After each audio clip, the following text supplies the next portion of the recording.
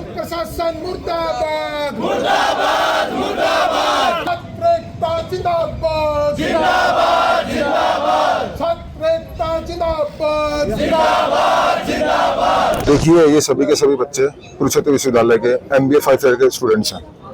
इन बच्चों के साथ कई प्रशासन ने बहुत ही नाजायज और ऐसा हरकत की है जो कोई भी प्रशासन करने की सोच नहीं सकता।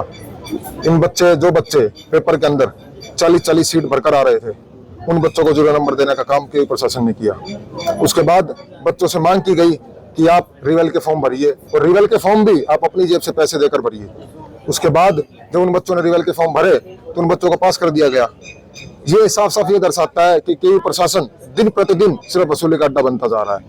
अगर इन लोगों को ऐसे ही बच्चों को पास करना है तो भाई हम स्टार्टिंग में बता दें कि हम आप जब पेपर देने आए तो 500 रुपए एक्स्ट्रा फीस लगेगी, हम आपको पास कर देंगे। कम से कम हमें ऐसे धक्का तो ना खाना पड़े। अब घर वालों को कैसे समझाएंगे स्टूडेंट्स कि हम पूरा पेपर करके आए थे लेकिन केयू प्रशासन हमें फेल कर दिया। आज हमारी प्रशासन से सिर्फ 3 मांगे हैं। ये एक पहली मांग हमारी ये है कि जिन जिन बच्चों से रिवेल की फीस ली गई उनकी फीस वापस की जाए। जिन बच्चों ने रिवेल की फीस नहीं दी है उनकी बिना फीस लिए उन बच्चों के रिवेल पेपर चेक होने चाहिए और उनको पास किया जाए, अगर पास हो सकते हैं तो। दूसरी मांग, जिस प्रोफेसर ने ये पेपर चेक किए और बच्चों के साथ ये हरकत की है, उस प्रोफेसर के ऊपर एक कमेटी बैठकर उसकी जांच की जानी चाहिए।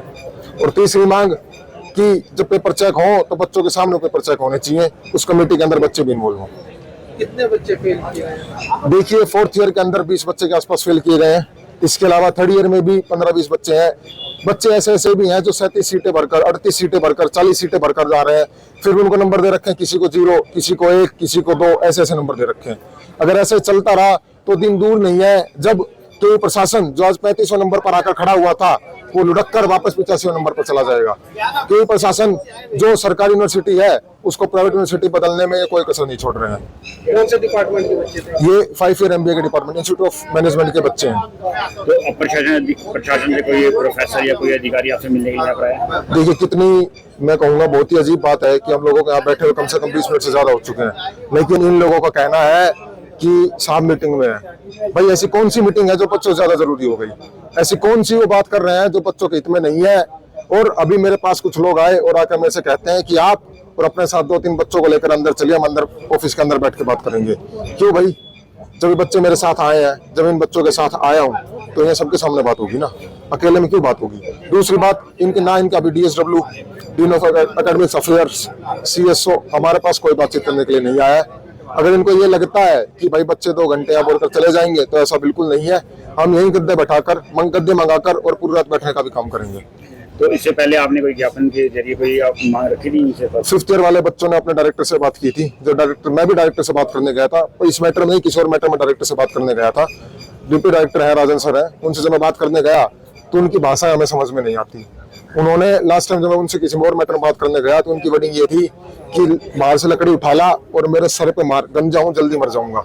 अगर ऐसी भाषाएं वो स्टूडेंट्स के साथ यूज करेंगे तो कैसे चलेगा?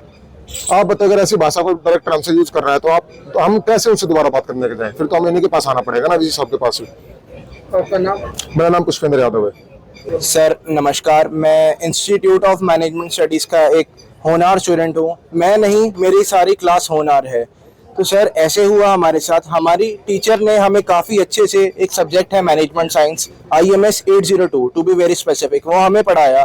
सर हमारा एग्ज़ाम बहुत अच्छा हुआ था और पिछले साल के कंपैरिजन में हमारा एग्ज़ाम इस बार काफ़ी इजी आया था। तो सर हमने, जैसे कि हमारे लीडर ने हमें बताया कि यहाँ पे ऐसा धंधा चलाया जा रहा है कि रीवैल्यूएशन की फीस वो लेते हैं। सर इस बार भी हमारे साथ ऐसा हुआ है। हम मानते हैं सर कि 20 बच्चा फेल हुआ है, परंतु उसमें से 15 बच्चे पास हो सकते हैं। 5 का हम कह नहीं सकते, 15 पास हो सकते हैं। तो सर हम डिमांड करते हैं कि यूनिवर्सिटी हमारे पेपर की रीचेकिंग कराए, इंडिपेंडेंट रीचेकिंग हो, प्रॉपर एक फेयर इवैल्यूएशन क्राइटेरिया बताया जाए। इससे पहले जिनसे आपकी दिक्कत आई है, आपने किसी अपने टीचर से या किसी अपने अधिकारी ज्ञापन के जरिए ऐसे बात करी है? सर हमने डिपार्टमेंट लेवल पे हमने सबसे बात करी, हमारे डायरेक्टर सर, उन्होंने हमें सही राह दिखाई, परंतु वो राह हमारी सही नहीं चल पाई क्योंकि हम लोगों ने सारी अथॉरिटीज़ को अप्रोच किया, बट वहाँ से हमें एक अनसेटिस्फैक्ट्री रिस्पॉन्स मिला। तो आज यहाँ पर आप बैठे हैं VC ऑफिस के बाहर, ये कब तक बैठे रहेंगे? कोई आपसे अधिकारी? सर जब तक हमें हमारा हक नहीं मिल जाता तब तक हम बैठे हैं यहाँ पे।